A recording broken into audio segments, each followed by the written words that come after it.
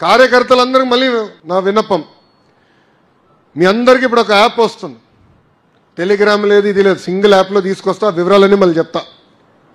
దాని ద్వారా మీరు చేస్తున్న పనులు మాకు తెలిసిపోతాయి, డోర్ టు డోర్ అన్నీ.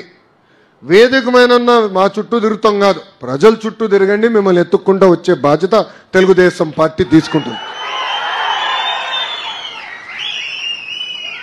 రెండోది, మన కార్యకర్తలు మనందరికీ నాతో సహా ఉన్న ఒక జబ్బు ఉంది రాబాయ్. ఆ జబ్బు పేరేంటో తెలుసా? అలక. ఏంటది? అలక. మనం అనుకుందే అవ్వకపోవచ్చు, దేవుడు కూడా అందరి వరాలు తీర్చలేడు. మనం అలుగుతాం, వెళ్ళి ఇంట్లో పడుకుంటాం.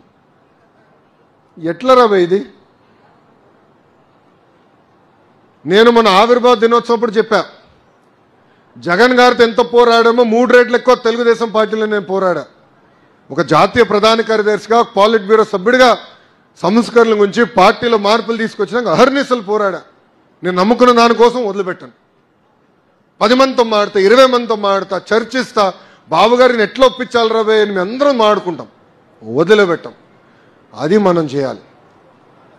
మండల పార్టీ అధ్యక్షులు ఉన్నారు, క్లస్టర్ యూనిట్ బూత్ ఉన్నారు, చర్చిద్దాం, మాడదాం. మనకి జిల్లా పార్టీ అధ్యక్షులు ఉన్నారు, పార్లమెంట్ పార్టీ అధ్యక్షులు ఉన్నారు, జోనల్ కోఆర్డినేటర్ ఉన్నారు, ఇన్ఛార్జ్ మంత్రి ఉన్నారు. అందరం మీకోసం పనిచేసాం ఉన్నాం.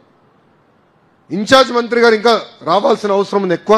ప్రతి నెలకు ఒకసారి రావాలి. నేను భరత్ కూడా క్లియర్గా చెప్తాను, వస్తారు, కూర్చుంటారు. నేను ఎట్లయితే మిమ్మల్ని కలుస్తున్నానో అదేవిధంగా ఆయన కలుస్తాడు. మీ సమస్యలు తీర్చే బాధ్యత కూడా ఆయన తీసుకుంటాడు. ఇలా మనం కూర్చుని మాట్లాడదాం, చర్చించుకుందాం, మన సమస్యలు మనం పరిష్కరించుకుందాం. అంతేగాని అలక ఉండదు. ఎవరైనా అలిగారంటే నేను కర్ర పట్టుకుని ఇంటికి వస్తారా బాయ్? నేను చెప్తున్నా, ఇంక అలిగేదానికి లేదు.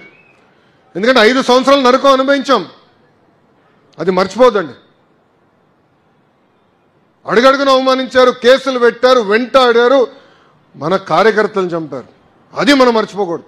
అట్లా ఉండాలి తప్ప ఏదో అయిపోయింది, ఏదో తప్పు అయిపోయిందని ఇంట్లో పడుకోకూడదని కార్యకర్తలందరికీ నేను తెలియజేస్తున్నాను.